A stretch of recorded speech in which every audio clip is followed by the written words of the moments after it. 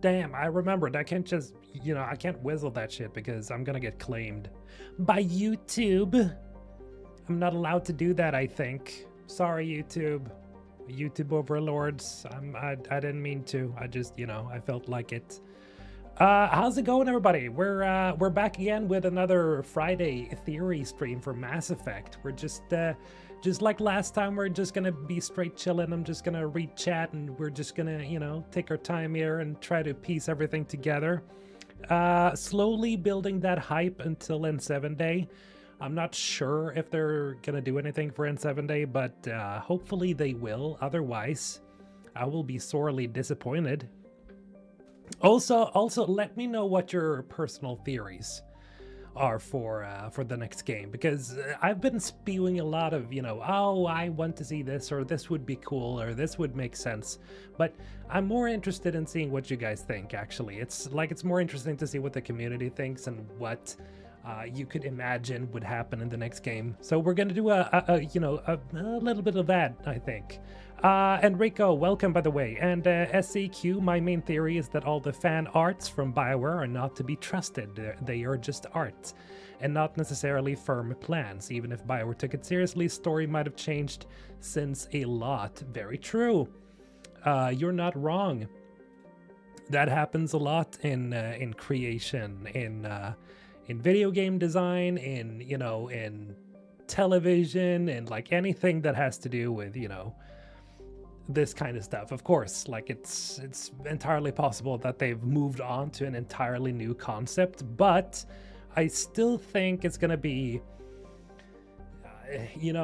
similar to what we've seen, like to a lot of the fan art, or not the fan art, but some of the art we've seen. Like, for example, Liara takes center stage, and let's see, 3 of them, because the third is the second was a voice where we hear her talking to the Geth.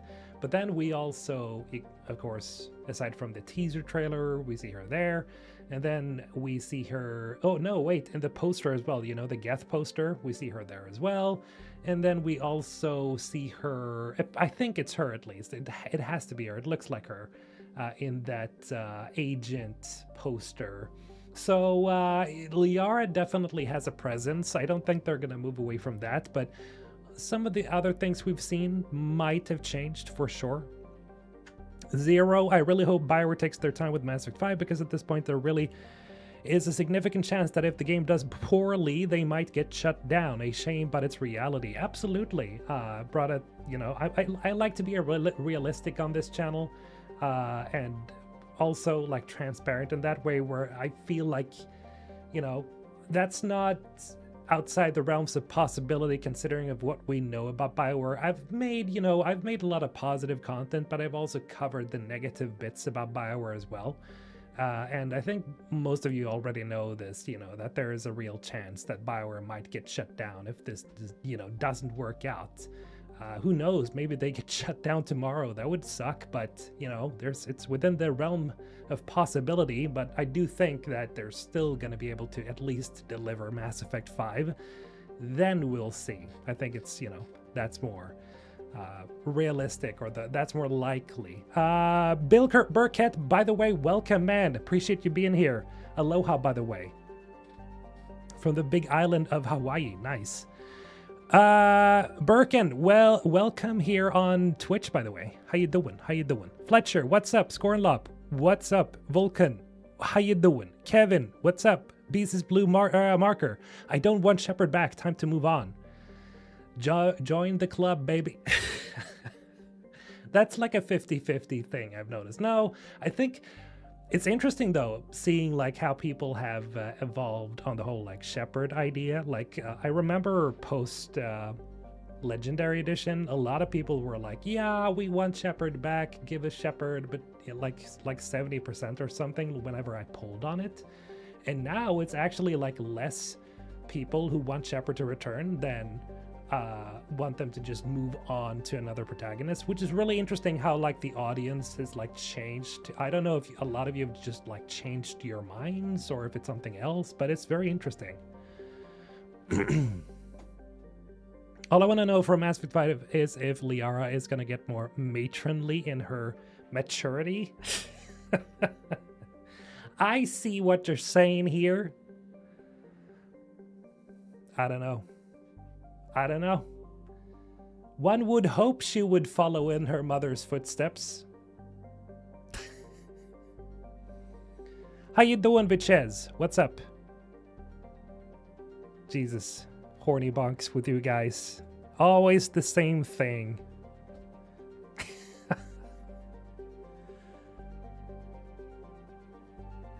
The Yogg should be the main villains in ME5. A part of me agrees. They would be pretty cool to see them like take the center stage. They were technically center stage in Lair of the Shadow Broker, but that was just one Yogg. Imagine an entire like group of Yoggs, like an entire faction. That could be cool.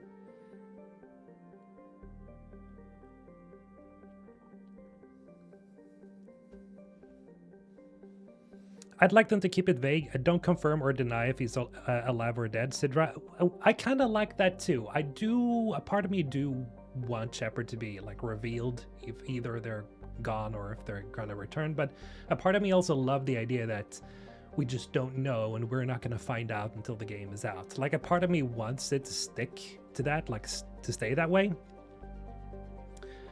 Because it's just more fun. Right? But another part of me thinks that, you know, if they were to reveal Shepard's fate, it would be like, it would open a new book for us to like conceptually like come up with new ideas and theories and be like, okay, but now what? You know, it's that moment where you go, oh, okay, so we have to restructure how we were thinking. And now it's not an if, but how and why, you know? When do you think we can expect the soonest that Mass Effect 5 comes out? 2027. Here's the thing, right? When you take a look at Expedition 33, right?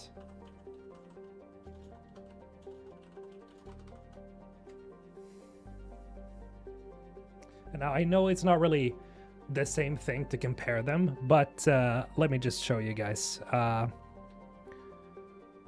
I'm gonna show you this too. I was thinking about this. But Expedition 33, right? So this game kind of like came out of nowhere for a lot of people. And I feel like, you know, and this was a game that was in development for at least like 5 years or something. So it's not outside the realms of possibility that we're actually still going to get Mass Effect 5 in 2027, which was my original prediction. That's what I thought it was going to come out. So that's entirely possible considering like Expedition 33, like it was also made by a smaller team. Of course, they outsourced a lot of stuff to other studios, but I think Mass Effect could do a similar thing. And who knows, maybe they are. And in that case, I could imagine we're going to get this sooner than we actually think we're going to get it. Jeff Grubb, famous insider Jeff Grubb, or he has insiders, told him that the game looked like it might, you know, come out in 2029, 2030. But, of course, he was just guessing, and they gave no, like, exact number. But, you never know. Like, when their team is as small as it is right now, like sub 100 devs, you would think that would take longer time, but then we have Unreal Engine 5 that we know that they're working with, which Expedition 33, which was also made in, or Unreal Engine 4, I think it was made in, but it was made in Unreal Engine, and you know, it has a lot of shortcuts, a lot of tools, a lot of help, so hopefully they can speed up the development. Expedition 33 was so amazing, absolutely. My favorite game of the year. My favorite game of the year, absolutely. So, hey, you know, they're a small team maybe, but they could do it with a team the size of Expedition 33 if they do it well. So you never know, right? Okay, so this one was the one I wanted to talk about. This just popped into my head this morning. I keep forgetting that this is a detail that was actually on the N7 day, the previous N7 day, which was 2023 when they actually released something. It says Andromeda distress signal detected, right? That's one thing that I've thought about a lot. Because on one hand, I think this means that the game is definitely set post Andromeda, but exactly when and how much are they gonna like pepper the game with when it comes to Andromeda? Will Andromeda really be a bigger factor than we think? Xander, how you doing? Welcome. 2030 after DA with much smaller team. Yeah, I mean, that's realistic, right? You give them a lot of time, but on the other hand, they kind of need to make money, I think, at this point, because I don't think Veilguard was a commercial like hit. We have no exact numbers for like how many copies it actually sold, only like an amount of how many people it reached, and that wasn't very much. So it's like, okay, but they're kind of bleeding EA dry right now. Quarian Arc distress signal. Do you think, do you think that's the Epsilon thing? 600 years into the future, according to Liana Rupert. Right, yeah. Has she said anything about that? Has she, like, explained what was it she heard? Was it an interview with a BioWare employee? Was it somebody, like, what was the source for her statement? I don't remember. I could look it up right now, but I'm lazy. Massive 5 and Witcher 4 in the same year would be huge. Absolutely. Oh, that would be amazing. That would be amazing.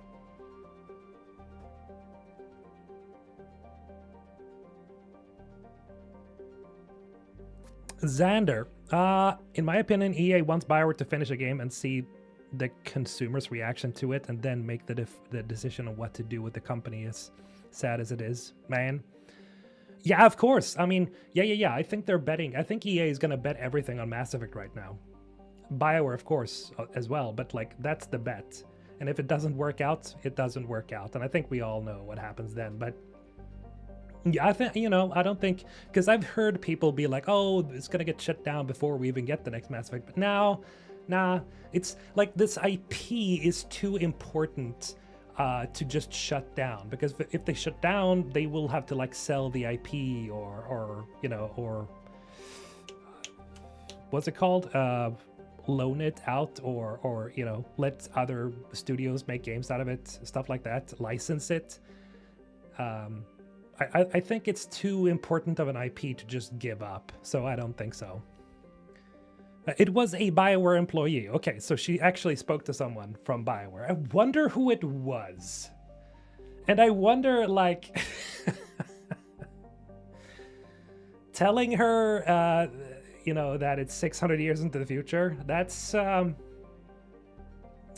but then again, we don't know. Because we don't actually have the paper, We don't have the proof. The pudding, so to speak, or whatever. I don't know how you say it, but you have to take those things with a grain of salt. Maybe they changed it, early on, because that was a while ago, where she said that.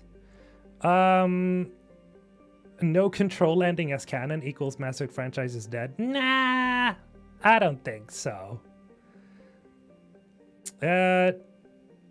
Well, Dead Space remake was solid, but EA made the move to cancel the Dead Space 2 remake. Yes, because I just don't think it sold enough, which was weird because Dead Space was fucking awesome, like the remake, absolutely. Yeah, I think they really need to get like way above like predictions of what they want. They need a record-breaking game. But that's a lot of studios today. They have to deliver absolutely like insane market hype, I would say. Kala, I feel like Liana wasn't supposed to say it publicly afterwards since she hasn't commented on it since. Yeah, no, true, absolutely. It's possible that, yeah, that makes it actually more likely, the fact that she hasn't spoken on it since, because she was like, oops. But let's say that it is 600 years into the future. That would make my theories... Oh, I can't claim these theories as my own, but my past two Mass Effect theory videos, that would make those like More likely, don't you think? Don't you think? 600 years is such a long time. Think about how much has changed in 600 years on Earth. It was the 1400s, indeed. Yeah, like, I hope that if it really is 600 years into the future, that the technology is gonna be fucking wild, you know? Still Mass Effect, and that's actually something we can see in these concept arts, right? Because obviously it seems like they're staying true to the style of Mass Effect. I mean, look at the sky cars, the sky taxis here, or well, sky cars. You can obviously see that there's something wacky going on with the technology. I really hope they take that leap, you know? It's like, yeah, so these things, they're like energy things, or like elevators. Like, wouldn't that be cool that these like are Mass Effect or mass relays to, like, they're mass relay elevators, so you can get to like cruisers and capital ships above your planet and stuff like that. Would be so fucking cool. It looks like it, doesn't it? I mean, look at these things. They look like they shoot up. They have the aesthetic of a mass relay in the ground. Imagine if this is like mass relays that shoot you to another planet. Fucking crazy. I mean, imagination, guys. Let's think about it. What does it look like? I think it looks like I'm gonna say it right here. I'm not gonna bet any money because I'm poor and cheap. These things are in some way like orbital elevators. They're not like you know, producing energy or power or something like that. They obviously look all, you know, Mass Effect relay-ish thingies. Yeah, it's gotta be like a teleporter. And every time somebody uses it, it's gonna be like, ooh, so awesome. God, I love it. God. Disco light. Possible. What? This concept art just looks like Thessia today. It kind of looks like Thessia, absolutely. Just the general aesthetics of, like, look at that bridge right there. It's got this wavy style to it. But, and I'm in the way here, but it's still these big buildings, right? They do look like orbital elevators. D Fletcher with the 8 months, thank you so much for the support, appreciate it. By the way, if you have not become a member over on Patreon, remember to become one. $5 and above, because I am uploading exclusive content to Patreon, and we will upload more exclusive content to Patreon. So hey, if you want more Mr. Holton, maybe some more with my girlfriend and stuff like that, that's going to be up there as well. So just so you know, I got to sell my Patreon channel. You know? Do you think the ME TV show and selling the rights is the pivotal reason that ME5 is likely to get the green light for production after the TV flops? Let me rethink what you just said. I'm trying to understand.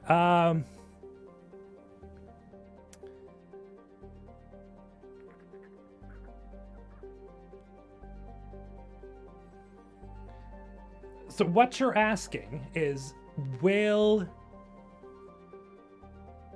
the fact that the Mass Effect TV show, due to EA having sold the rights to Amazon, I'm guessing, but I'm not sure if they did that. Like, if that means that they're gonna be able to continue with the next Mass Effect, even if the TV flops. I don't think the TV show is the priority here, still. But I'm not really sure how, like, did they actually sell the rights, or did they just... Let me look that up. This poster looks like something you'd see in Ilium or in Thessia. It does, absolutely. Hi, Lene. Let me check.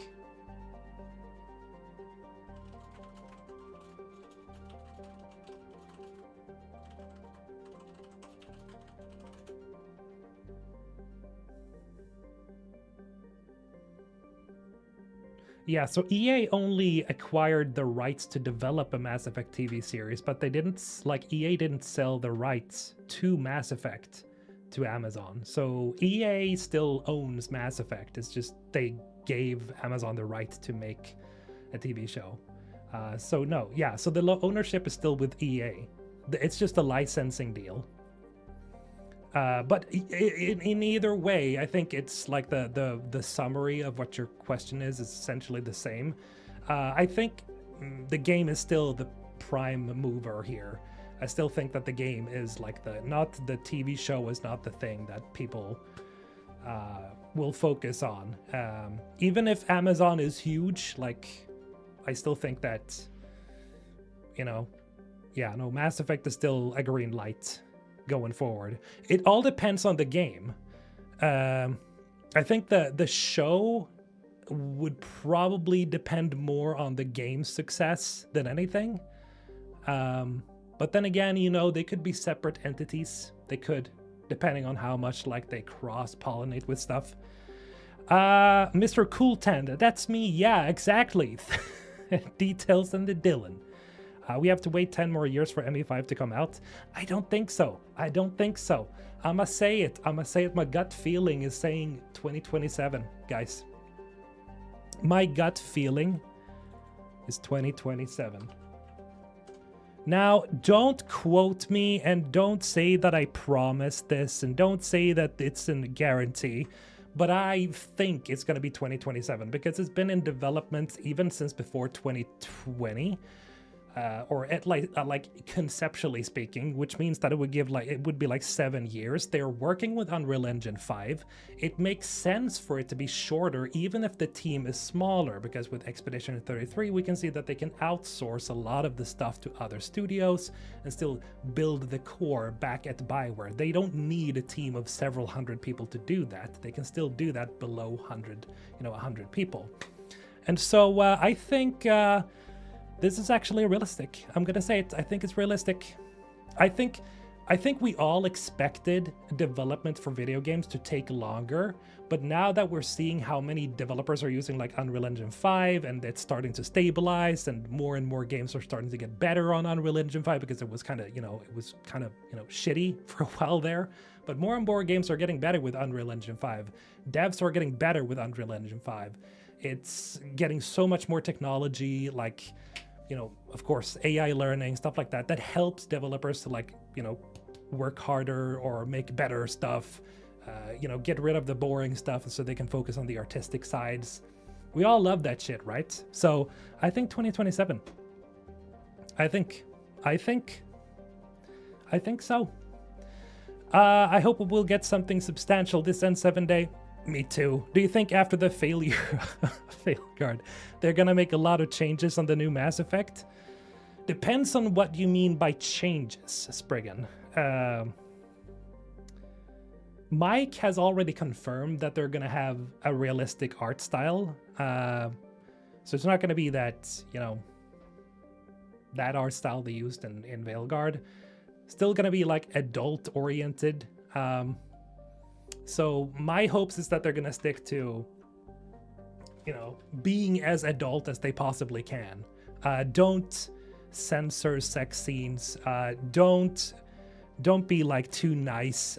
Give us options to, like with Baldur's Gate 3, I think is also like a good lesson for BioWare, where they look at something and go like, oh, we can actually go that hard, huh? And people will actually like it. Okay. Let's go. I mean, I think a lot of these games, and looking at Michael because I'm following him, like I look at basically almost every tweet and everything he says, and from the perspective of me, keeping track of what he's saying, he seems to me like he is very much somebody who plays a lot of video games and he looks at things to specifically take inspiration from. For example, he played through Stellar Blade, and I was like, wait a second.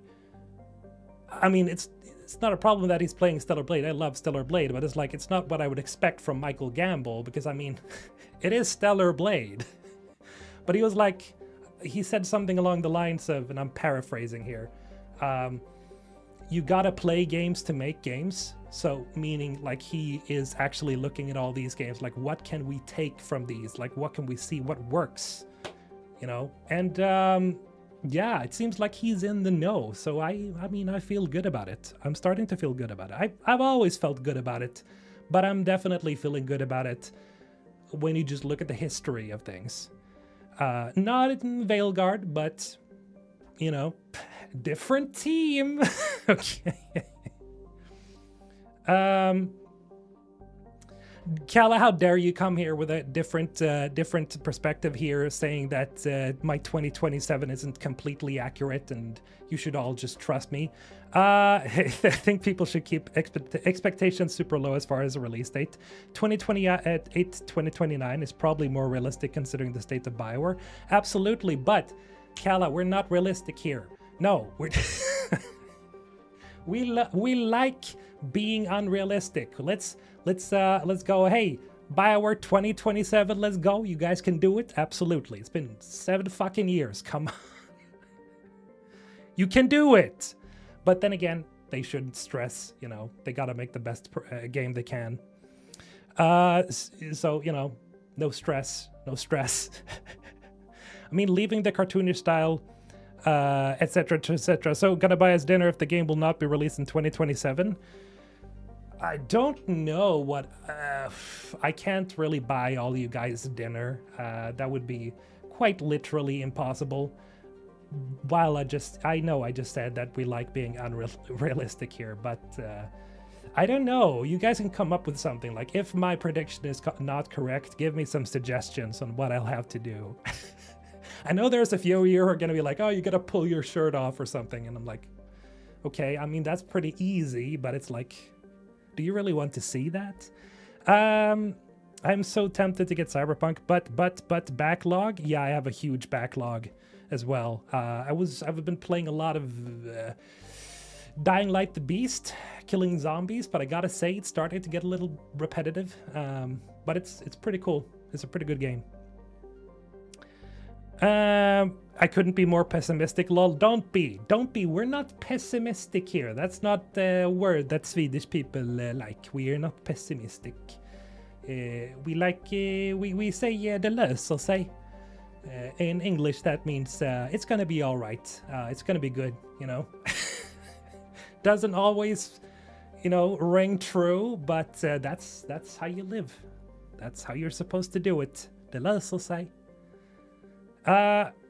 You play Halo Infinite? No. I played it once, the campaign, then I put it down and never came back. I like Halo, generally speaking, but nah. Did not play it after that. If not gonna be in 2027, you had to play the Gollum game at 100%. That's quite the ask, man. That's quite the ask. Expect the worst so you're never disappointed.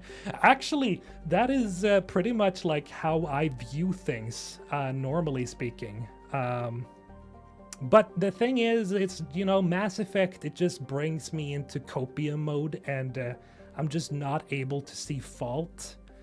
For a while I did, post Veilguard. But then it's like turned again, you know? I'm like, yeah, but you know what? I'm too old to not be excited for stuff. I don't want to grow old and gray and be like this terribly depressed gamer who's like, oh, everything sucks and BioWare is dead and everything is shit. It's like, that's no way to live, dude. Faceman with the $20, thank you so much for the support. I love you guys who keep supporting the channel because ad revenue fucking sucks and it's ass, and that's why I keep pushing my Patreon so much. So in case you haven't become a member yet, again, I gotta sell it to you. Exclusive content. I'm with you, Mr. Holt, in 2027. I'll also add the return of Shep Liu if we're going to be positive. He's our favorite N7 on the Citadel. Yeah, I mean, just go with Shepard, damn it. It's the most simple option. Like, again, I keep saying, like, oh, I'm, like, split between it. I'm like, oh, Shepard, and then, like, oh, maybe not Shepard. But it's like, let's be real here. It makes sense, you know. Just marketing-wise, it makes sense to bring Shepard back for all the casual fans. For all the, you know, not main, but, like, the die-hard fans as well. But as I mentioned before, like more and more people are more on the side of let Shepard go. So it's like, oh man, where are we now? God damn it. Ali, make him play the whole Gollum game. We're not monsters. Thank you, Ali. I appreciate it. I won't get it if Shepard's back. Really? You don't you won't play the game if Shepard is back? That's a reverse of what I usually hear. Room? What's going on, Mr. Kittler? What room? I wonder how much they'd have to pay Mark Vanderloo for the Mass Effect TV show. Ooh, Bronwyn, the problem with Mark is, as far as I know, he has quite the thick accent. I don't think he would work.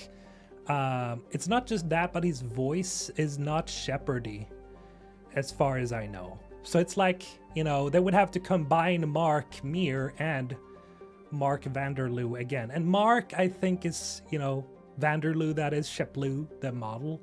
He's getting pretty old, I think. Not young enough to play Shepard as Shepard is in the age when you play Mass Effect. Mass Effect without Shepard is like just James Bond without Bond. Technically, Claptrap, that is true. Because they definitely took inspiration from James Bond and, what's his name? The guy from 24, Jack Bauer, characters like that. So, I mean... And then, you know, of course, you can play as female Shepard or a male Shepard, but they are iconic. You know, you have female Shepard with her red hair and green eyes, and then you have, you know, Sheplu with his blue eyes and buzz cut. So, I mean, they are iconic just in general, I feel. So it makes sense to bring them back in that way. But at the same time, you risk retreading old ground. That's a big risk. Plus, Mark Vanderloo isn't very fond of video games from what I've heard. He isn't? I wouldn't know. But damn, that's unfortunate. We gotta turn that around. Because that was the same thing with the... what's his name? The writer to The Witcher? Because he wasn't a fan of video games either. But then he's like, oh, money! And then he liked it. So, yeah, they gotta pay him a lot of money, I guess. I think the photos taken of Mark Vanderloo were taken in the mid-90s. Bioware just used the stock images of him. They didn't, like, contact him for any deals or stuff like that, right?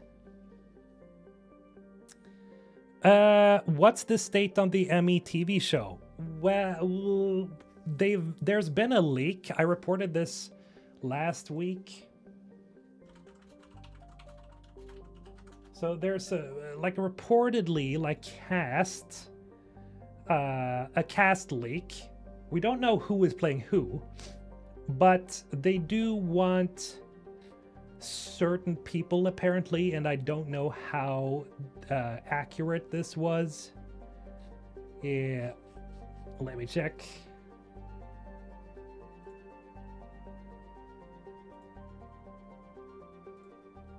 Go. For example, here. Okay, let's remove this 2027.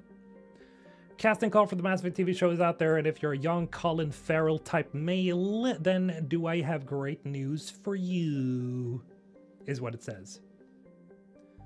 So apparently this is what they're looking for the main cast. That kind of looks like Sheplu a little bit, you know? He has the jaw, he has the face, you know, he has a square face. Could work with a buzz cut. So yeah, apparently, you know, that Doug Jones or a wrestler like this, absolutely. Protagonist will be the child from the prologue. He's all grown up and wants to be the Shepard. Not impossible. But could make sense also, as they're talking about like the events of Mass Effect as being past tense. Mark is not that old though; he's 57, but he is still too old to play like, you know, Shepard and as Shepard is in the game. I'm talking about Mark Vanderloo. the model for Shep Lu, the default male Shep.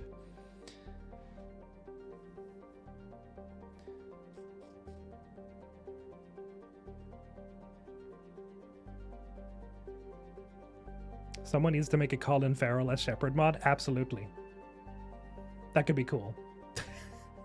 The protagonist must be Blasto. Come on, man. Not again. Every time with the Blasto joke.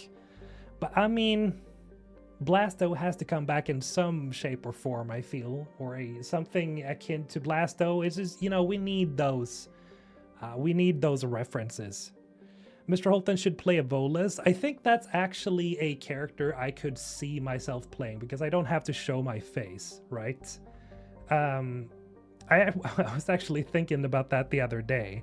I was like, I wonder who they would cast me as. Would they be clowning on me entirely for all my theory videos, or would they actually make give me a respectful role in case that was like a thing? That made me think about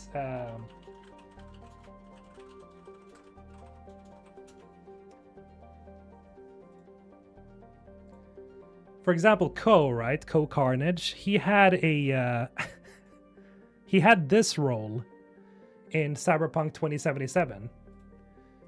He played this guy, who's like a conspiracy theorist, who's standing in Night City. So, you know, that was pretty cool, but I would prefer, I would probably think like a Volus would be pretty cool. It's just, it's just hilarious, you know, it can just spout a bunch of bullshit and just be like, oh, the return of Shepard, yada, yada, yada. That would be hilarious. Like a big Volus or like a big Shepard fan, a Volus super fan. That would be, I think that would be my dream role in Mass Effect, actually. Like I'm a conspiracy theorist, massive or Shepard Volus fan. That would be amazing. That would be great. The goat of Night City, there he is. Swedish Volus. Yes, I would have to do that, you know, very stereotypical version of a Swedish voice. I could see myself playing this. That could be nice. That could be cool. Will you share it if you're contacted by Amazon to play a role in the TV show? I will if I'm allowed. If they say no, then I can't say. If I could, then I would.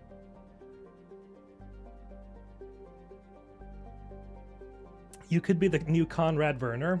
Oh, that would be lovely. Something like that, yeah. Where you just, you know, where everybody's like completely annoyed by me. That would be hilarious. I would love that.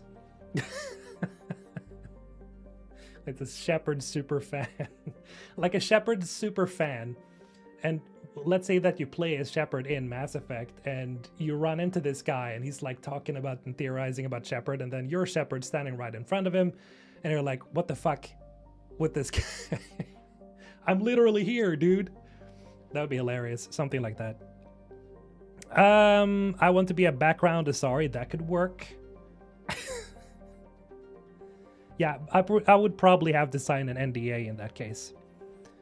Because as far as I know, a lot of people just aren't allowed to say that they are. I don't know if Ko was allowed to do that either. I'm not sure.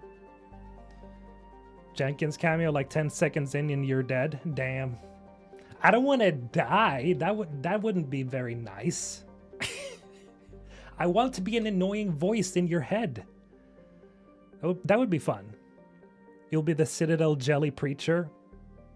That could work. I would take that. The 2023 and 2024 N7 agent is the new protagonist at this point. What's the point of teasing this over and over and giving armor that belongs to who? To mess with us, you know, to just you know, be secretive, to give creators like me something to do, to give the fandom something to do. I think it's been pretty genius, you know, the amount of speculation and discussion. Whenever like N7 Day has released something like this image or this video, it's actually started trending a bit, and it's like, oh, okay, so Mass Effect is strong enough as a franchise to like reach out and make people go, huh, what are they talking about? You know, what are they hyping up right now? And it's cool. Like you see like a lot of various magazines or various like outlets and stuff like that talk about it, and it's like, yeah, it's cool. It's like a big day, not just for like core Mass Effect fans. It's like a big thing for the entire like franchise, the community. Human ambassador Mr. Holton, yes, I would do that. Neo Pangean, I could pull off a really good Volus. I bet you could. I think most people could, actually. That's like one of those roles where you're just like, so did you hear about Shepard? Apparently he's back. Apparently she's back. Zia rolls with the $10. Thank you so much. Love the support. Thank you. Appreciate it. Really do. The reality is, one way or another, BioWare can't cling on to Shepard for forever, so they should just move on to ME5 while they have the opportunity to do so. Still need closure regarding ME3, though. We are in agreement on that. Nevertheless, we need some form of closure on the third game, because that is actually what has allowed us to talk about this. This is why I can keep making theory videos year after year. And for some reason, people don't think that it's getting too old. It's like every time you bring it up, people start like discussing and snapping and pa pa pa pa pa. And I think that's because we all miss like most fans, maybe not most, but at least like, let's say, I don't know how many percent that would be, but like at least the core fans from the good old days, possibly, you know, quite a few from the Legendary Edition still. Like a lot of us just don't have closure. Like they're even if you did like the endings, you have to agree that they do end rather abruptly, and you don't really get that, you know, detail that you want to get after all the years and how much time and effort and hours you've put into the game. It's like you don't really get that, so it feels like you're missing something. And they mean so very, like, the endings mean so vastly different things. If you really like think about it, it's like, oh my god, what does that mean? So you can keep talking about it over and over and over again, plus closure or lack of closure, and there we have it, right? Hollywood Guy with the 27 months, thank you so much for the support again, man. Appreciate it. This is all well and good, but I'm waiting for N7 Day for something special. I hope you can play a Vorcha and just yell. Oh, that would be cool, but that would kind of, I think that would probably hurt my throat more than anything. I can't do it. I can't do it. Volus for me. Volus for me. Zach, my dear brother, thank you for the 51 months, you absolute insane man. And Sven Veteran there, let's go. Look at him. Look at him go. Just flexing on everybody else. Yeah, when I first beat ME3, I was like, what the fuck? And keep in mind, this was in 2022, so it's still fresh in my mind. So Xander, are you one of those that were like, yeah, that wasn't enough? Are you one of us? Are you one of us? Zero rules. It's a shame because ME3 was really good. It's just that the entire final mission sucked major ass, from the trash Reaper twist to the shallow endings. Yeah, so Mass Effect 3, I think people I've talked about or talked to previously among creators have all said like that Mass Effect 3 is an amazing game. Like it could have easily been like the game that was remembered for being like this amazing, iconic last game. And it still kind of is, because the weird thing is that 90% of the game is fucking great. It's amazing. And when you think about it, it's like, you know, people were very, I remember back then as well, like before Mass Effect 3 had come out, there were a lot of chatter online where people were like, no, EA's gonna ruin this franchise and they're gonna ruin the game and blah, blah, blah. And actually, you know, it was the opposite. The game was really good. And as you played through it, you were like, oh my god, this is so great. You know, this is so dark and horrible and amazing and huge. And oh, the writing is so good. And then, it's like, you know, they stumbled just over the finish line. They just, you know, slipped on some small little rock. And it's like, fuck. And it all just fell apart. Do you think you can import Legendary Edition choices into ME5? I hope so. I mean, the decisions are so vast, and there's like the decisions you make before the endings are also very important. So I don't know, but maybe they're, you know, I hope so. I hope so. If I'm optimistic, it will be one of Arya's bodyguards. Oh, yes. Give it. Give it. I love how we just started centering on me. Like, oh, yes, I would like this role. First of all, I don't think that I'm half as big enough. Okay, that, you know, that's what she said. I don't think I had to. Sorry.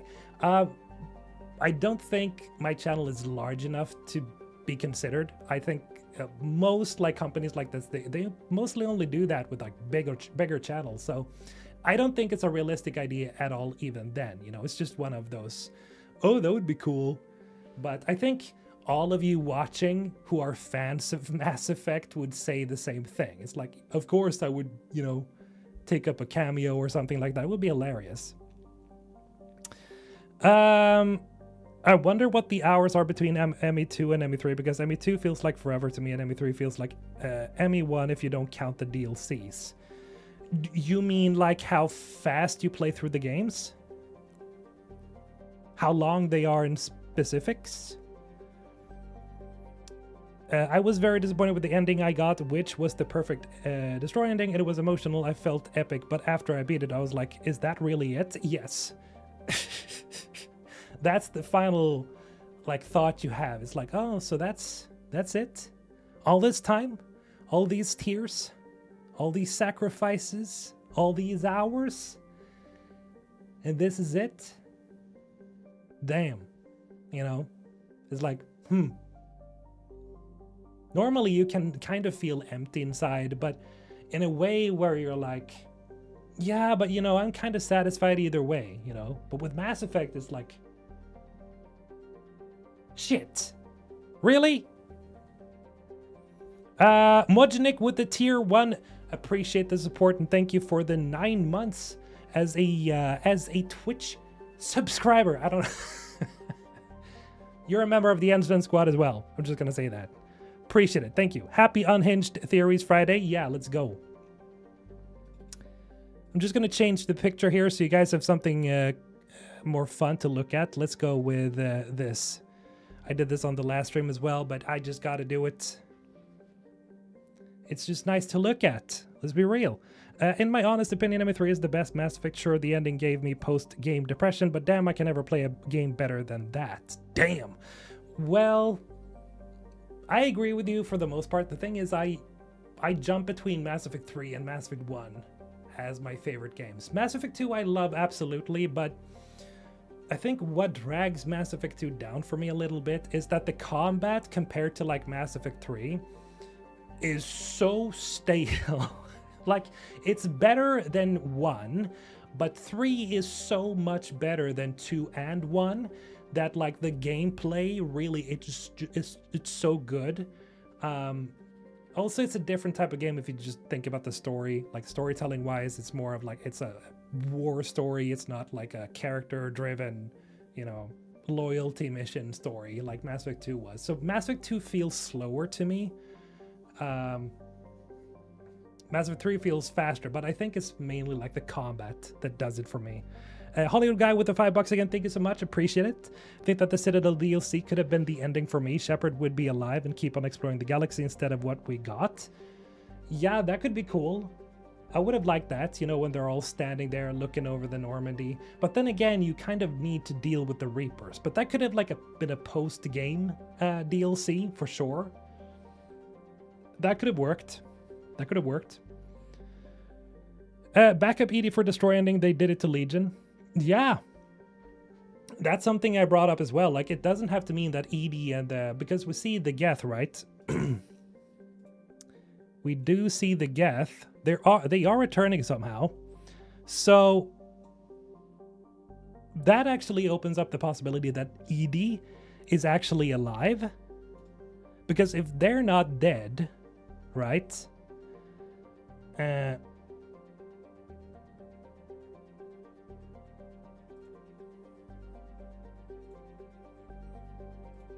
there we go. If they're not dead, that means that they could have survived the destroy ending, which means that she would also be alive.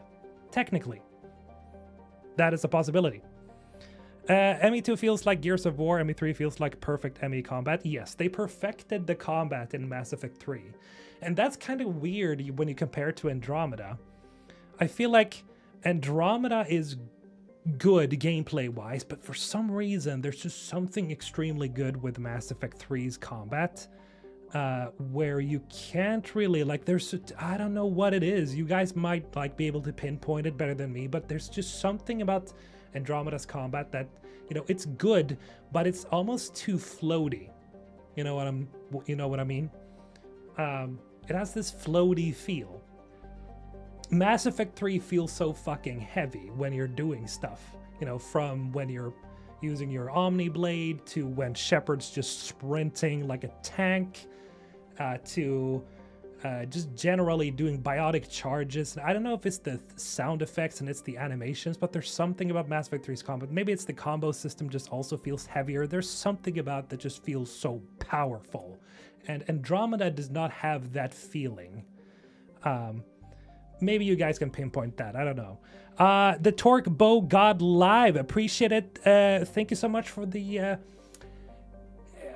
subscription. I don't know what to say. Thank you. Appreciate it. And welcome. Enjoy the emojis. And a little sticker. I think the thing is that the suicide mission in Mass Effect 2 unfortunately doesn't hit as hard once you know how to save everyone. Yeah, once you know everything, it loses a little bit of its magic, but still it's just enjoyable to play through.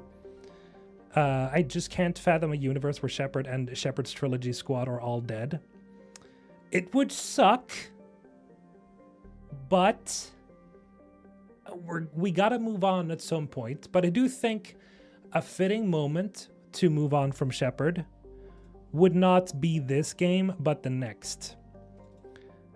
I don't think now is the right time, because I think now is when we need closure. I think now is the game that they should focus on bringing closure to a lot of Mass Effect fans so we can move on, so we can connect this game to the old trilogy, so we can move on for the next game and be like, oh, so it's actually a trilogy, maybe, or not, like a duology. I don't know how many games they want to do. But it's like a sequel trilogy. Let's go, you know? So, because Andromeda had that problem where it's separating itself from the events of Mass Effect 3, or the trilogy.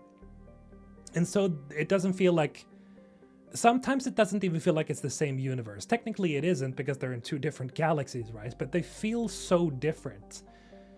And I think the smart idea is to go back to go like, yeah, this is a sequel, even if you say that is Mass Effect 5, because technically it is, right? It's still a sequel to Mass Effect 3. Which is why you don't say that it's Mass Effect 4 about Mass Effect 5. Because Andromeda still happened, you can't just ignore it. But you can still make a sequel out of it for 3. Link's Box Cube with the $5, thank you so much. Appreciate it again. Oh, sorry. Shit, thank you so much. Appreciate it. Cerberus makes a clone of Shepard with his DNA and now gets his own grunt-like storyline, and they bring him out because of the Geth resurgence. Well, I think we covered the Shepard theory, or the Shepard clone theory once before. Well, like, writing-wise, that could be a thing. But we've already dealt with a clone in the Citadel DLC, so I don't know how... I don't know if BioWare would approach it, because it is technically just another story about a clone. What I prefer is actually that, the Geth create like an artificial body, but it's not really a clone of Shepard. It's still Shepard's mind, just inside of like an artificial body in the future or something like that, because it's still the original Shepard, kind of. not a straight up clone. And so it's different. You're still dealing with identity and who Shepard is, but I don't know. It could be possible. Could be. I'd rather they focus on the new story rather than the key jangling with the previous characters like what Star Wars has become. Yeah, there's the risk, you know, where it's like, oh, look at this, we have Shepard, come.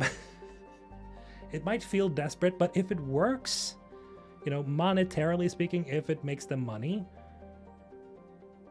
it's probably what they should do. But, you know, you still want a good story. You still want it to make sense. Seller with the $10. Thank you so much. Again, guys, thank you so much for the generosity. Appreciate it. $10. I would love to see a movie show about the start of the Morning War. Hell yeah. Seeing the Geth being created, Rebellion sounds awesome, and it's also before the game, so it could bring in new fans and not canonize. Yeah, the thing is, I would probably say they could do that in animated form, because you could make it live action, but considering like basically everybody has helmets, no, because the Morning War, they didn't have helmets before the Morning War, but it would be a lot of makeup and a lot of CGI to make everybody into Quarians. So I mean, it's doable. We'll have to see with the show, right? The show that comes out first. Because if that is massively popular, the sky's the fucking limit. I tell you, if the show explodes and it actually does well, what you're saying right here is not totally unrealistic. Because if you can grow the Mass Effect like universe and people are like, oh yeah, this is the new Star Wars, this is the new Star Trek, let's go baby. Boom. You know, you can do whatever you want after that. So it's not unrealistic per se, but I would say that right now that would probably make sense as an anime. Hollywood guy with the $5, thank you so much again, appreciate it. There are VR Shepards, just saying, maybe one goes rogue and infiltrate all AI. That could be cool. We have already seen the Shepard VI, you know, on the Citadel. I liked Andromeda's combat more. The added layer of vertical movements via the jump jets was amazing. It feels pretty good, yes. It was also more fast-paced compared to the old game's cover-based combat. That is also very true. However, I like to play, when I'm playing a normal difficulty, of course, I generally like to play Mass Effect 3 very aggressively. So, you know, I do take cover sometimes, but I've been trying more and more as every time like I'm playing through Mass Effect 3, I'm trying to play more and more aggressively, and I've noticed that, you know, it's almost better instead of just staying behind cover to just be completely aggressive all the time. But then again, yes, Andromeda's fluid movement system is better. It just doesn't feel as heavy, you know. That's one thing that I really appreciate in my games. That's also like a thing. I've been thinking about that. Why am I so fucking obsessed with finishers, right? Finisher animations. You know, like in God of War, you slam down the axe and you like chop it into their heads, and you have, you know, Dying Light, the Beast, for example, here, you know, you have these amazing finishers for the zombies. Zenless Zone Zero has this fucking amazing combat that feels like you're actually hitting something with crunchy, you know, sound effects and animations that just feels like shockwaves, right? There's something about that feeling that kind of I'm missing in Andromeda. I felt that more in Mass Effect 3, and I'm not sure what that is. I just love like showcases of power, I guess. It's like, you know, when that's why Man of Steel is so memorable to me in parts. Like, it's not because it's the most amazing Superman movie ever made, but Zack Snyder really knows how to do like powerful shots, like when Superman goes like, you know, hyper speed, like when he goes past the sound barrier and you hear this huge explosion of him like going through the sound barrier. That's like insane power, like that is so well done. It like hits you in the chest, right? I'm such a huge fan of that. And like, it's the sound effect with the, you know, with the effect of itself, like the visual effect. That's why the Reapers landing with their lasers in Mass Effect 3 is so amazing as well. They go like, and you have these, you know, explosions, and you hear their powerful horn, and like you get chills. because it's a showcase of power that hits you. It's I guess that's one of my, what do you call it? It's not a fetish, but it's like ooh, you know, I love that. I love power. Howdy Gaming Whoopie. It's got to have Fallout levels of success. Well, I want to see that, definitely. Are we going to get that type of success?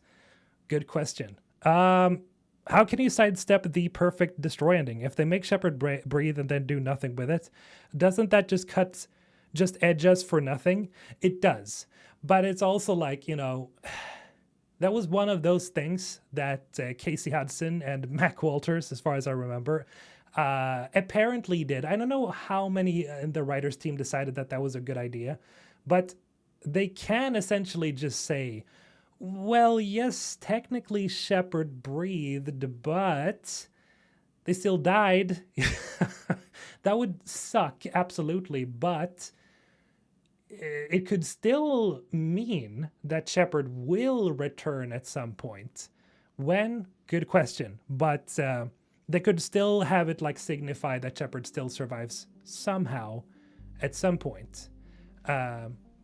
And still plays it like 600 years into the future. So it doesn't have to mean that Shepard is like it completely removes the edge. I get what you're saying, but I still think it could signify that, oh, Shepard does live.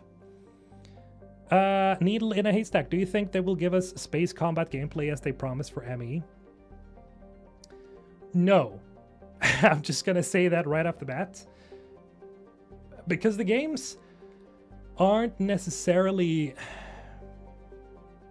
They are set in a sci-fi universe, but it's not like, you know, in the way like No Man's Sky or Starfield or Elite Dangerous. It's not one of those games. It's very character-based. It's extremely story-based.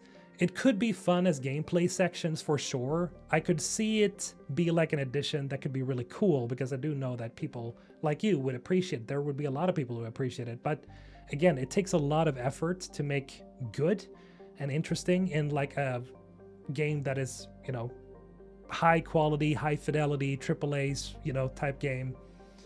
It's going to take a lot of effort. And I think they're just going to focus that on making a good story with good moment-to-moment gameplay. You know, go back to maybe some vehicular stuff like with the Mako, or the Nomad, but space combat or stuff like that, oof, I don't know. I would love to see it, but it has to be like an addition. Like it has to be an extra, right?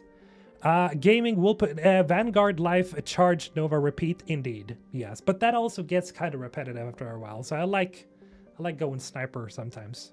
That's nice. Perfect Destroyer was part of the DLC, right? It wasn't just there to try and appease players at the time. I think it was... No, that was there from the start, from the original ending.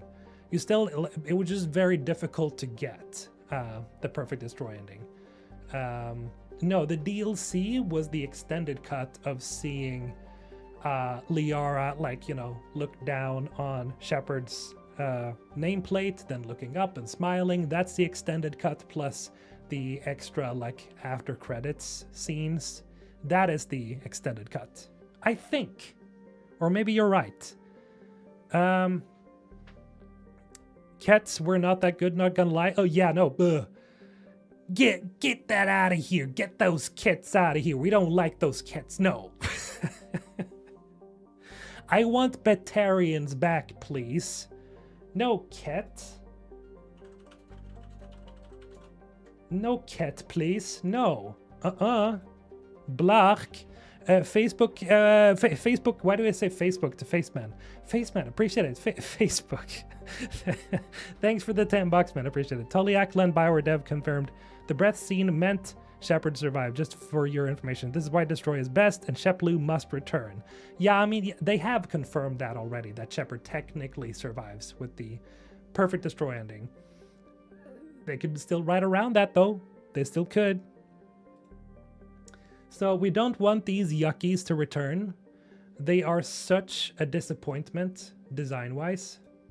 Like, how do you make a more boring alien? I know that they had a lot of concept art that they could go through.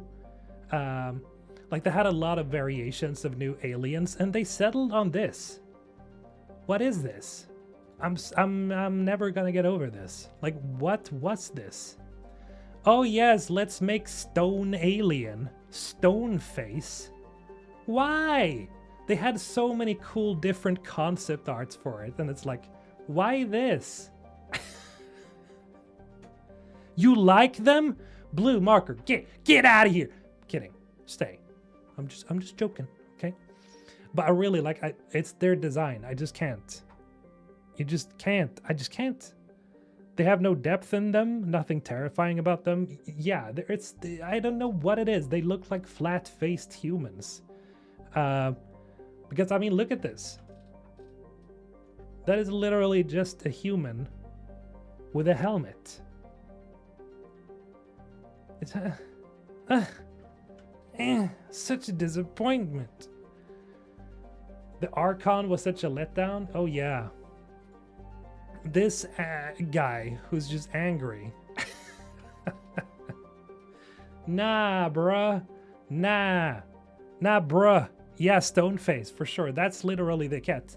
I want these guys back. These guys are so much more interesting. I mean, look at that purty face. Look at all those nose holes. Look at look at those holes up there. That's a proper human-like alien right there. The cat look like Temu versions of Korg from the Thor movies. Really?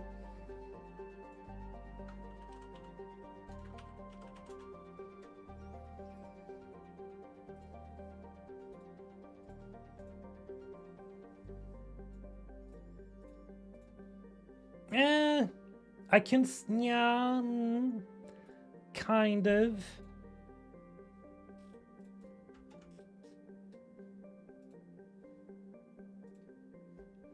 Korg, cat. Korg, cat. Temu versions.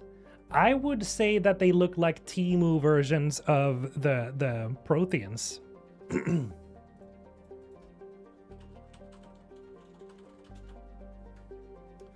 Because they have the same head shape, right? Kind of, a little bit. I think that's more similar, right? Is that almost like triangular head? Batarians deserve more love. Yeah, we need a Batarian squad mate for sure, man. For sure. Glass the Batarians. In comparison to the cat, the Batarians are so much better, for sure. Absolutely. It's such a betrayal that we never got.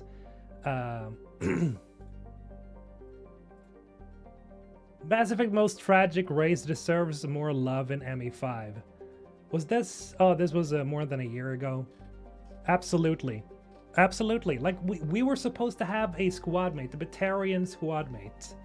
That was anti-war. That would have been so amazing, wouldn't it? That would be so great. Anti-fighting does not, like, completely, you know, does not want to touch guns. That would be great. Female Batarian squad mate. Ooh. Ooh. I see what you're saying. Can Bioware shift gears and deliver a new Mass Effect after the studio's recent decline? I'm still holding the line on a yes, but it's hard to argue with their recent track record. That's a weekly discussion, man. That's a weekly discussion, but yes, I'd say I'm on the side of it's not exactly the same team. There's different leadership. We relatively recently heard about the issues of the production of Dragon Age the Veilguard, where the Mass Effect team supposedly pulled through and fixed several things and made them better, apparently, like the ending, for example. That was the Mass Effect team's thing. That's what they did, and the ending, in my opinion, is the best thing about Veilguard. It has a really cool ending in comparison to the rest of the game. So I would say yes. I'm on the side of yes. If you look at all the evidence, you could probably say that they could pull this off. Yes. Yes. Yes. Will they? Beats me. We'll see. As a wise man once said, we'll see. We just needed to ask your best friend, Michael Gamble, how things are going.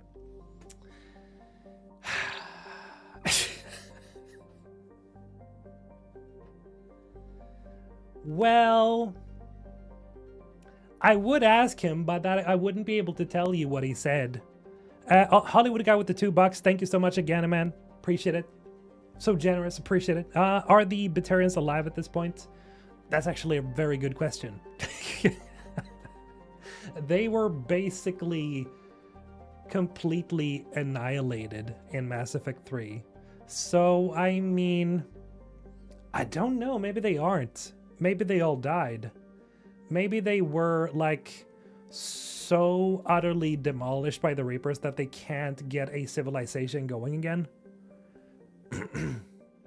Gamble is Hollywood now? Nah, I don't think so. Well, you can still be Hollywood and still be a gamer. Look at Henry Cavill. Rip bozos, Batarians. Sensational news. You mean if they were all destroyed? Well, that would kind of suck because they're kind of cool to hate, you know. They're like they're a race that is cool to dislike. They're just such assholes all the time that like losing them is like losing Kalisa al-Binginani or whatever her name is. Kalisa, correct me guys, but it's like losing her and the whole idea of punching the reporter, because it's like you can kind of de-stress when you do that with her. You're like, oh come on, not you again, you know. Kalisa bint Sinan al-Jilani. Thank you, Alex. I appreciate it. That's her name. that's actually a mouthful. I can remember that. Kalisa bint Sinan al-Jilani. I'll just say Kalisa. That's easier. I was about to say something else there.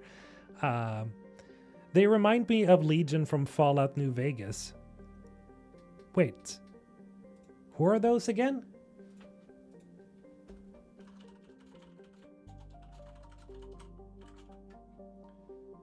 Caesar's Legion. Oh yeah, absolutely. Because they're all assholes as well. Yeah, Batarians and Caesar's Legion are, yeah. Kind of. Let's all DM Mike Gamble. He's our best friend.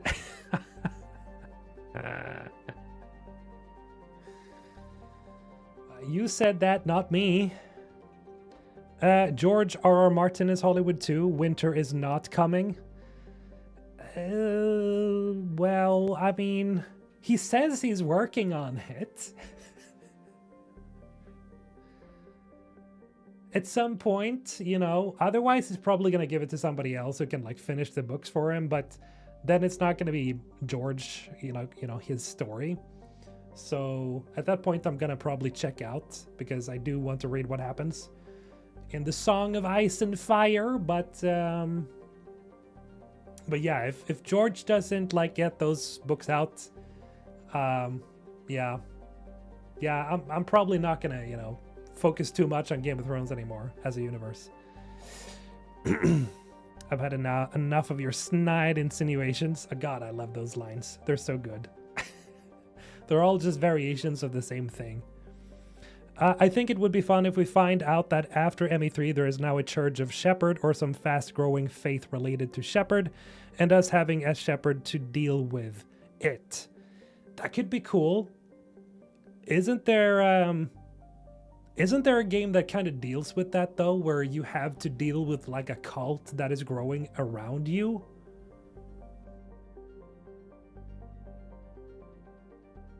I'm trying to think here. There is definitely a game where that is like the thing. Dead Space? Well, no. Yes, but like those, they don't worship Isaac. I'm thinking like that they worship the protagonist. Far Cry?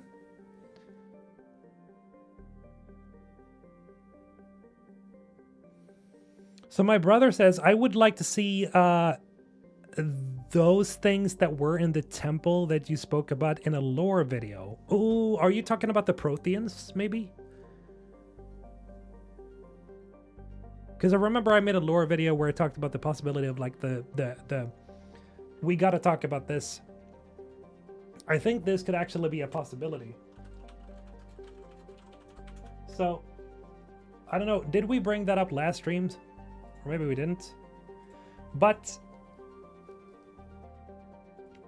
we might actually see the return of the Prothean Empire. Now, why do I say that?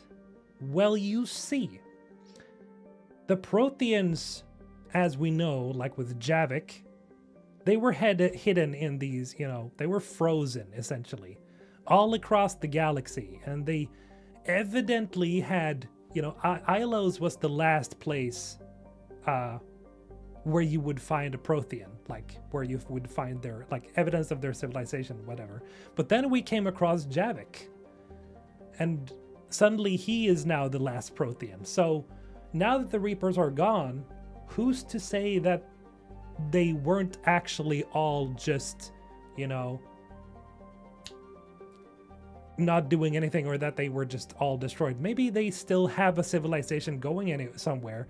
Why I say that is because, and I don't know how many people actually know this, aside from you guys watching my videos, but the Protheans were actually like very violent warmongering people. Like they conquered the galaxy and absorbed other species into their race. So they were not cool. They were assholes, like major league assholes. They only were like defeated or dethroned because they of course had also built all their technology on that, like, technology of the Reapers, but also because the Reapers are like, they ruffle stomped them, and you know, they ambushed them just like they always did. But the Protheans were immensely powerful. They had the power of the dark side. Indeed they did. I mean, look at Javik. He also has like special abilities that we never saw in Mass Effect until then, like, you know, memetic touch or whatever, where he can like literally like see the memories or sense the memories of an object, or who has touched an object or touch a person, and see and hear like all of their memories, shit like that. That is insanely powerful. Are those the statues that Slenderman? No. You're talking about the Inusanon. The Inusanon are these guys. These guys are what we thought were the Protheans. I'm in the way, by the way. I just realized. There we go. So the Inusanon are these guys, the tentacle faces. They were the species before the Protheans were harvested. So they were harvested before the Protheans, technically. We thought these were the Protheans in Mass Effect 1, but then, of course, you know, Mass Effect 2 and 3 came around, and it turned out that these are not actually Protheans, they were Inusanon. And they were fighting against another race. They had a war with another race I don't remember the name of, but there was like a clash between civilizations between the Inusanon here and another race. It was like a huge thing. But the Protheans came after that. So the Protheans are the, you know, these, not these, but these guys. Do you know what Shepherd dreams symbolize in ME3? I could never figure that out. Helplessness, I would say. Fear of not being able to save the things he cares about or she cares about, which is partly the galaxy, partly their friends, and those they love. And of course PTSD, you know, seeing that kid get blown from the sky in the sky car when the Reaper shoots it down on Earth. It's basically like a PTSD episode of Shepard going like shit, you know? It's supposed to make you feel like Shepard isn't this Superman or Superwoman who can just do anything. It's supposed to, I think, humanize Shepard, where you're like, damn, I feel bad for Shepard, because up until then, Shepard is that, you know, ultimate war hero. They can do anything. And then you see this, you know, the mind unraveling, like the mask falling apart. And I like that. I like the nightmares a lot, because it makes me feel like Shepard feels helpless. It makes Shepard feel like an actual true character instead of just being a stand-in for us. That's what really makes Shepard stand out so much in Mass Effect 3 to me, is because of the nightmares and how Shepard feels about the whole situation.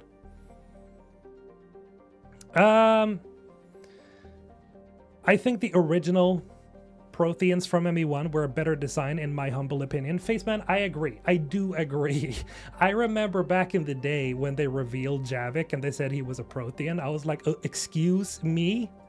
These are Protheans. What the hell are you talking about?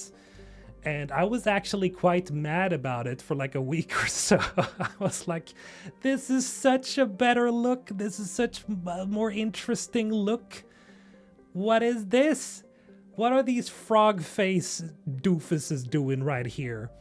But it's grown on me, you know, it's fine. It's grown on me because Javik is just legendary. But I do prefer the Inusanon look. I do like the tentacly Cthulhu thing. But I do wonder if it's like an issue of, you know, they had to like animate the tentacles and stuff like that, maybe. I don't know. I do think this is cooler though. I like the theory that Shepard was going insane. Yeah, and I think there's a little bit of like indoctrination with it.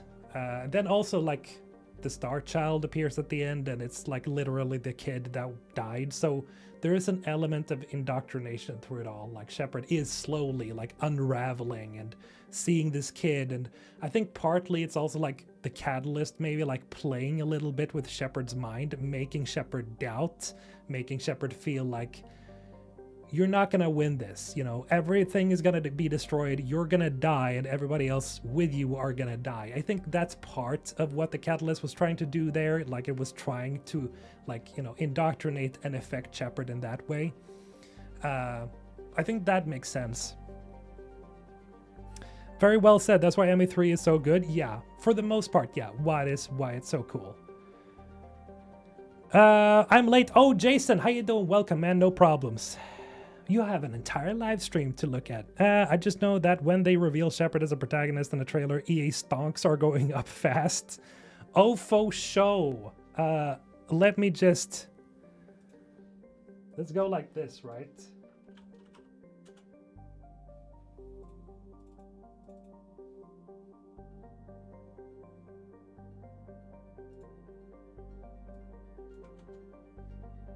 I'm gonna show you guys my amazing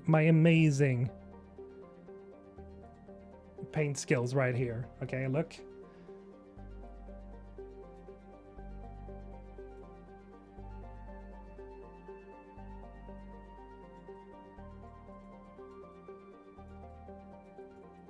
I'm gonna visualize how amazing this is gonna be.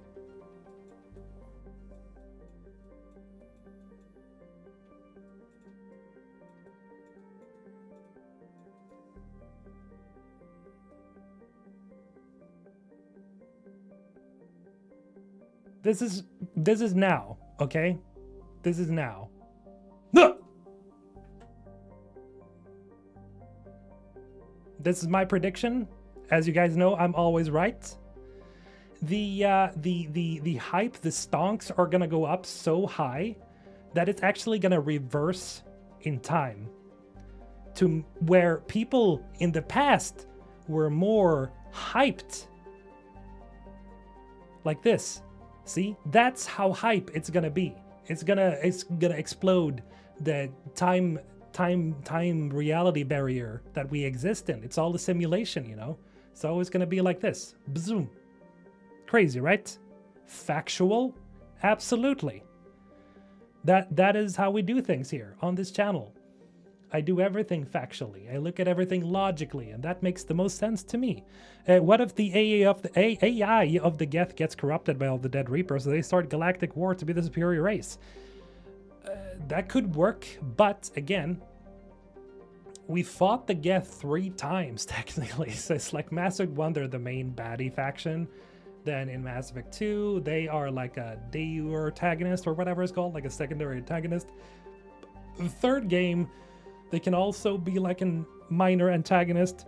And so I'm kind of sick and tired of fighting the Geth, man. But you know what? You could be right. It's absolutely possible. Chart is accurate. I know. I'm very good at these things. I think the next game should have Shepard returning as an option. You could just have a prologue with either Shepard or Liara passing the baton onto your new protagonist character. In the best case scenarios, that would be great, yes. That would absolutely be great. Unfortunately, due to, you know, they would have to make such a major thing optional. I don't think they're going to spend time developing that or doing that because it's too much money to be able to skip it. That's such a big thing. So in the best of both worlds, yeah, that would be great. But I don't think they can or will do that because it would be a kind of a waste of resources when you really think about it. Like Shepard's return would be such a huge thing. Next business analyst in the making. Thank you, Vulcan. Appreciate it. Anybody hiring? What if another race like the Asari become the new Protheans of the galaxy? Yeah, that's what, you know, Galactic Civil War that we've talked about before, that makes the most sense to me. You know, they're trying to reclaim their power, or like, you know, because maybe they have a lot of Reaper pieces on their planet on Thessia or in their system. I think there's definitely gonna have to be an event where people are like rushing to claim technology. Even if it's set 600 years into the future, even if that is the case, they're probably gonna like talk about it at some point that there has to have been like some form of power vacuum, right? There has to. Is bringing back Shepard or the other main characters the right way forward for Mass Effect, or would it be better to start fresh? With the Reapers gone, where can Bioware take the story next? My theory is that the Geth could be the key to addressing the unresolved dark matter threat. Well, the Geth are definitely back in some way, some shape or form. Dark energy would be really cool. I'd like to see that for sure. The right way, I don't know, honestly. Like, I want a new protagonist, but I also kind of want Shepard back.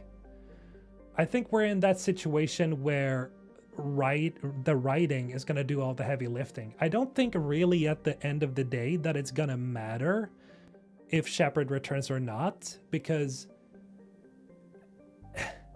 if they can write a solid story of Shepard's return and make sense out of it and make you go, oh yeah, okay, this is not actually like just fan service cringe, this is actually good, then I'm all for it. If they can write a story without Shepard but still like reference Shepard's choices, that Shepard left a legacy and that Shepard mattered so much, and Shepard's choices, I do think that is also very important. That is something, not that Shepard necessarily returns, but that Shepard's legacy is there, and that the choices Shepard made in the trilogy mattered a lot. At least some of them, you know, that your choices mattered. I think that is more important at the end of the day. As long as they can create a good story out of it, I don't think it really actually matters to most people. You just want to hear about your Shepard, what Shepard did, and the amazing things they did, and you know, unifying the Geth and the Quarians, curing the Krogan genophage and shit like that, you know, or sabotaging it, you know, hearing about that if your Shepard like ruined it for everybody. I think that is much more important. And so the legacy, I think, is more important. But there's also that issue of closure, right? So there needs to be a mix of closure and legacy. Like, it has to be somewhere there. But then again, you know, really, I don't think it matters that much. But I would like to see both of them. I would. Orion, have a good day. Thank you. See you later. Scarecrowny, I'm currently replaying ME again, and how do we know that the Lazarus project didn't use Reaper tech? We don't. Dun dun dun. Hollywood guy with the $5, thank you so much again. How is the time jump going to work? Will it be 600 years in Andromeda, only a few in the Milky Way, or are they going the Exodus route? Dunno, man.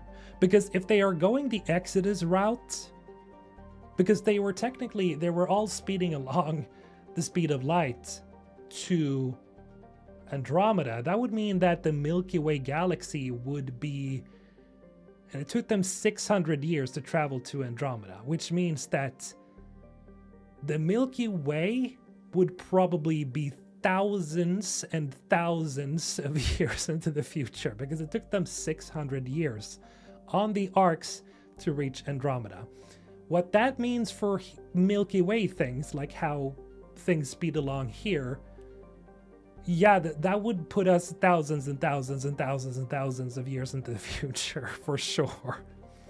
How are we feeling about Wolverine? Scornlock, I'm glad you asked. It looks fucking amazing. Yeah, that looks cool as hell. Rad, please, thank God that they actually went with the gory route, right? Insomniac, the Spider-Man studio, they're doing a really bloody, gory game. Oh, hell yeah. Oh, hell yeah. I remember that old Wolverine game. It was so good as well. Oh, it just makes sense. It wouldn't make sense otherwise, right? You don't want to play a watered-down Wolverine just because they don't want to show blood. So, yeah, that's really cool.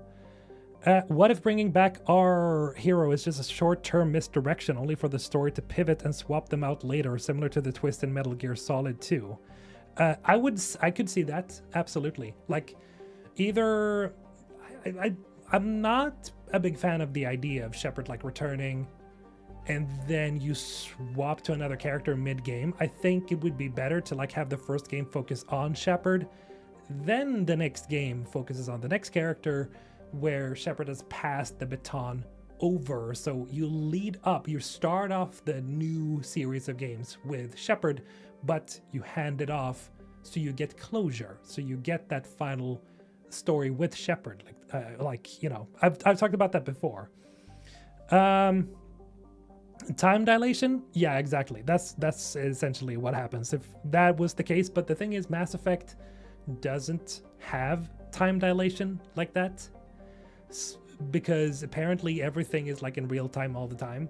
You know, even if you travel at the speed of light for like 7 days, it's still gonna have been just 7 days for the people back at Earth. So they don't have, it's more space magic like that, you know. It doesn't really make sense physics wise, because physics wise, like reality wise, it would be like an Exodus situation where if you travel at the speed of light for 7 days and I'm here, time passes much quicker for me. So when you get back, I'm suddenly like, you know, months or even years older. One more goddamn score, Arthur. We need money. Indeed. That gory movie game. It looks good though. The Wolverine game. I'm not sure, like, is that open world? I hope it is. It would be really cool. Climbing, you know, buildings and stuff like that with the claws. I'm guessing the idea of time dilation will be IP infringement. Nah, they wouldn't do that. Nah. I don't think so.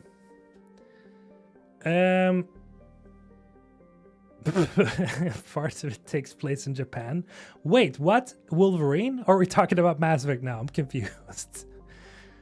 In ME2, Galaxy can't survive for 2 years without Shepard. How about 600 years? I'm telling you, the galaxy's gonna be screwed. The galaxy's gonna be screwed. Shepard is that important, for sure. For sure. I feel like the next story should take more of an introspective style on storytelling, less about who's the big bad and more about a character study, which fits well post-Reaper War. Kind of like Arthur and RDR2, I think Mary DeMarle could make that work too. Absolutely, Silent Flame. Yeah, for sure. Like, I think, but that's also why I think, like, when it comes to, like, politics, I would say that, like, a civil war, I guess you could say galactic civil war, like, several races start fighting over this and that, and Shepard, or the next character has to go around, like, investigating, and it could definitely be a more, like, a personal story as well, for sure. Where this character, you know, that we see here has a form of, like, a role that we're not expecting. Maybe it is, like, more of a personal story, you know? Maybe this is, like, a father, mother, or, like, or something like that, or, like, a best friend, or, like, it's about betrayal. It could be like that. It's hard to say. We don't know. I loved Deus Ex. DeMarle is my queen. Damn! Well, she is a good writer, for sure.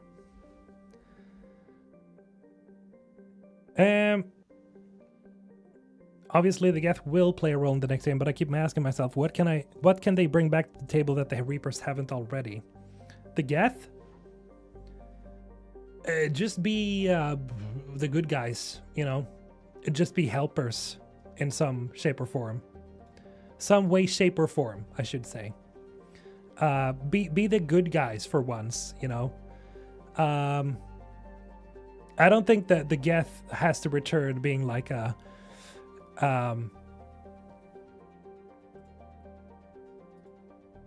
being like a bad guy. I don't think that would make sense anymore, because we've already seen that several times.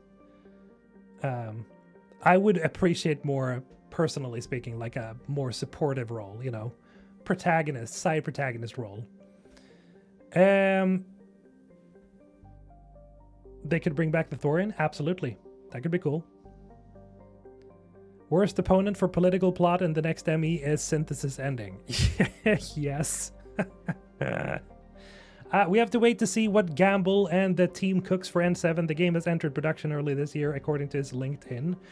Has it? Did I miss that? So if it's entered production, if it's actually entered production, guys, well. Well.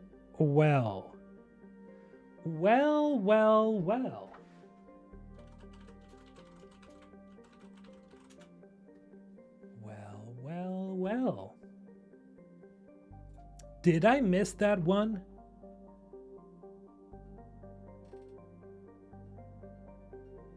Let me check.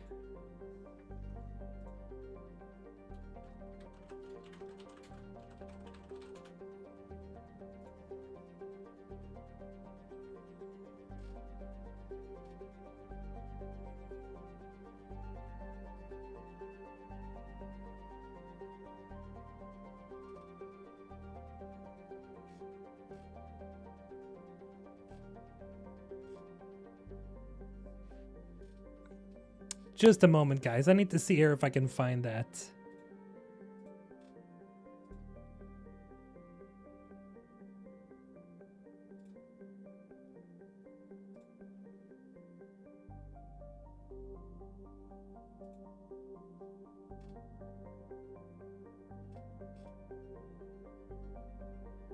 Wait a second.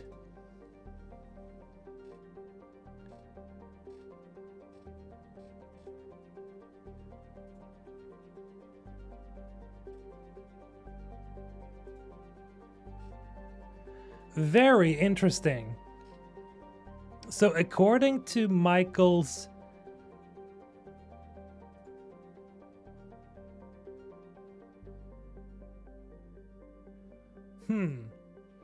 very, I don't know what to make of that though. I don't know what to make of that. I gotta tell you, I'm not sure.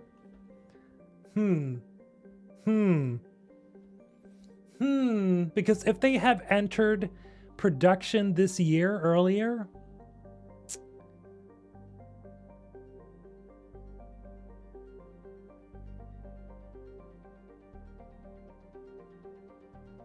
then again, like I said, guys, what did I say? If they have entered production this year, I'm just saying. Because Bioware have always traditionally had long pre-productions. They do a lot of preparation work, right? But then they do like I doodled on my paint, right? This is something that Mark Dara has talked about as well. You know, the previous Bioware developer. And that is essentially the Bioware magic that we all know and don't love really. It's the, you know, it's like pre-production, production, launch. So prep. This is pre-production. That is launch. I guess you could say that it's like it's like this.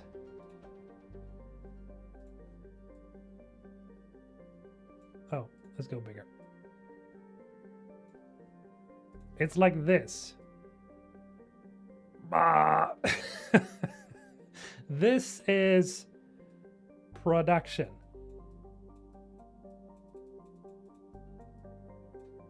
So, how is the weather in Sweden? It's pretty cloudy, but still relatively warm. Last year's N7 was pretty ass, not gonna lie. It was, because they didn't do anything last year, unfortunately. But they wanted to focus on Dragon Age, so hey, that's fine. A Scare Crowny, okay, I just found a Mass Effect 4 trailer. I'm not sure it's real because it looks like AI slop. Then it's probably AI slop. I would know in case there's a new trailer. I'll let you know on YouTube, so don't forget to like and subscribe and become a member on Patreon. Seen any UFOs? No. Not me. But I'm never outside, so I don't know. Maybe. Also, Mr. Alton, what did you learn English like in school or for fun? I watched a lot of movies when I was a small child. I think I started watching like Star Wars when I was like 4 or something. And I just preferred watching and reading stuff in English. And what do you know? I've become pretty well versed in the English language. Definitely my highest grade in school, for sure.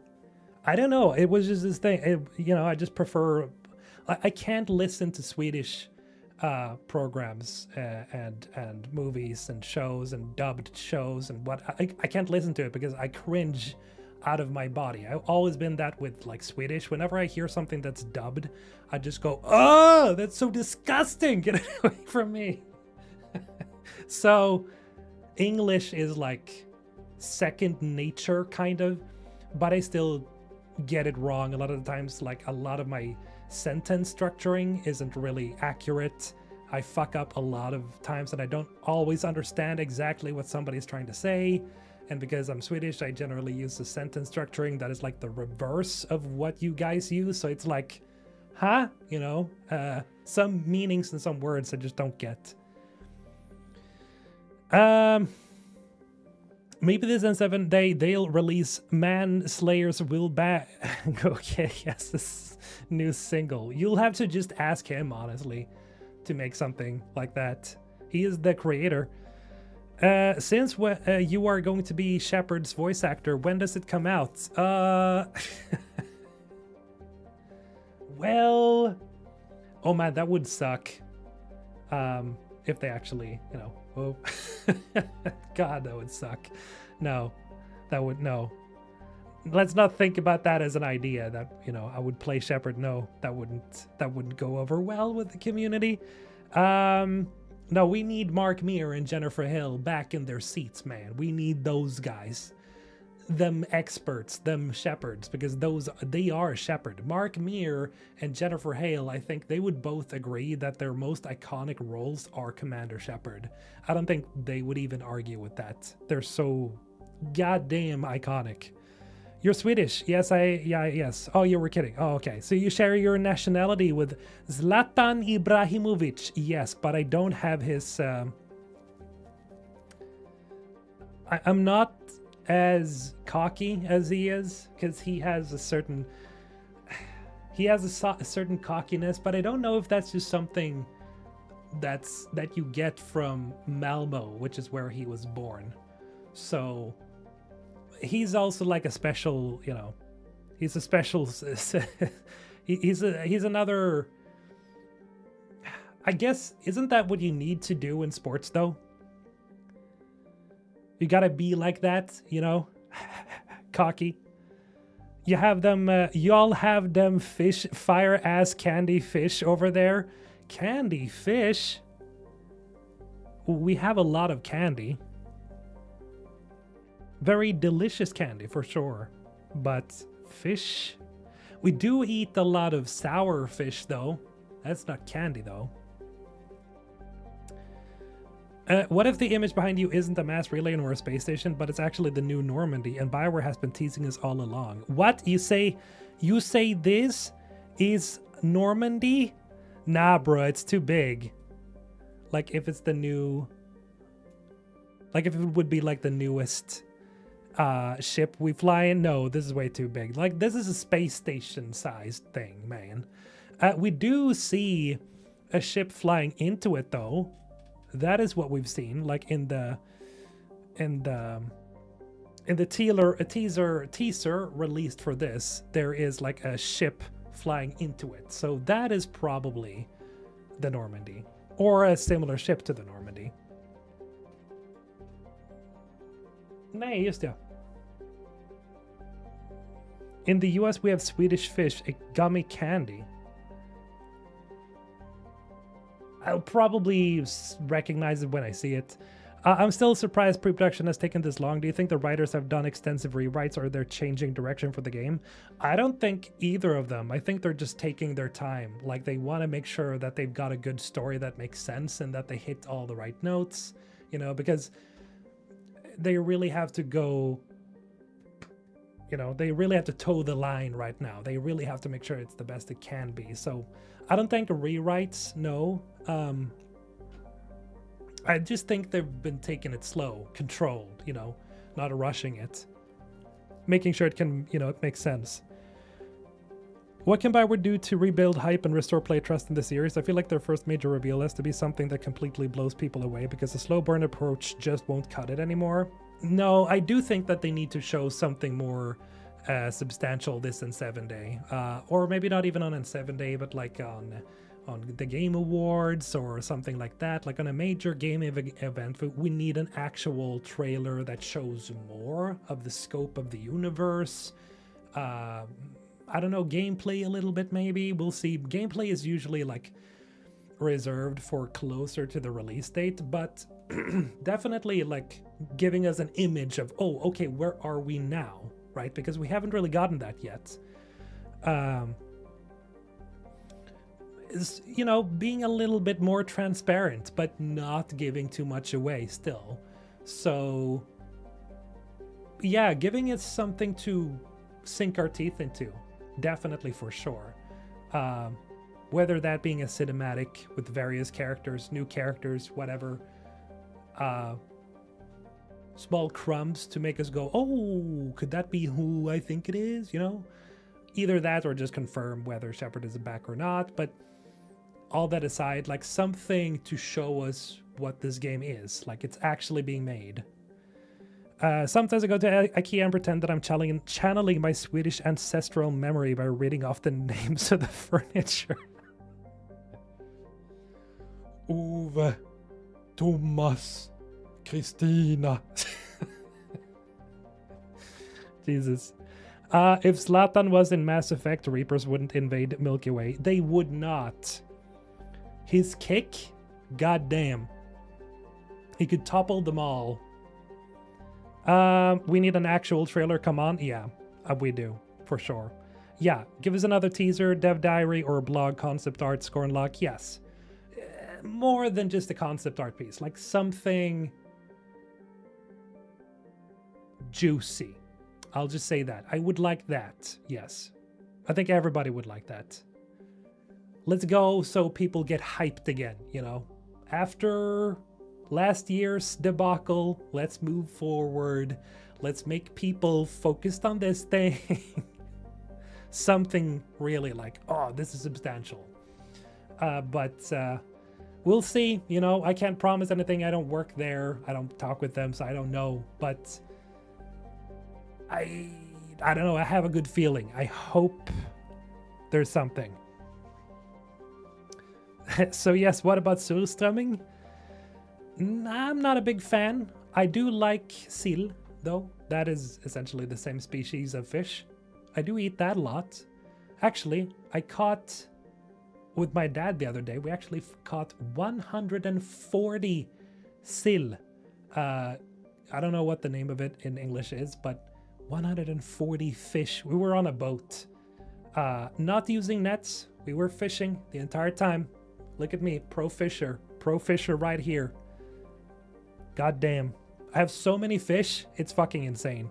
Yes. Yes, 140. We split it, so he got half, I got half. Yeah, okay. So my girlfriend, she's super hungry and she's getting hangry and whiny, so I have to go, guys, but thank you so much for today. This has been fun as always. We'll be back next week on Friday again, just chilling, talking theories. I'm probably gonna get a video off next week.